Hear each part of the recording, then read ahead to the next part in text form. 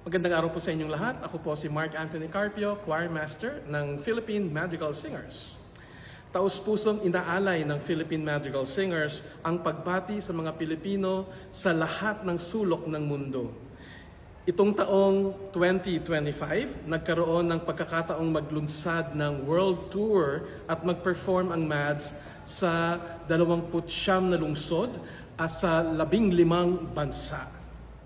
Bilang pasasalamat sa lahat ng sumuporta sa amin, kabilang na ang Department of Foreign Affairs at mga iba-ibang pasuguan at konsulado ng Pilipinas, ang National Commission for Culture and the Arts, mga Filipino community organizations, mga kaibigan naming choirs, universidad, simbahan at concert halls sa ibang bansa, at mga pribadong kumpanya at individual.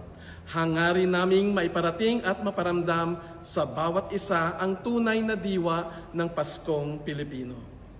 Kaya mula sa Philippine Madrigal Singers,